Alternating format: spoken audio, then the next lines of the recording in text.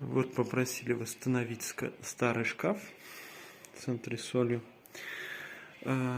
Почему? Потому что ЛДСП в принципе еще живое, разбухание незначительное, вот здесь чуть-чуть, вот остальные места крепкие. Петли, конечно же, старые, еще советские, мы эти петли все поменяем, потому что они уже настройкам не подлежат. Плюс отсутствует вот здесь кромка, закромим вручную. Закрепим те детали, которые шатаются между собой, вон отходят, там закрепим на новые уголки. И все это можно привести в норму.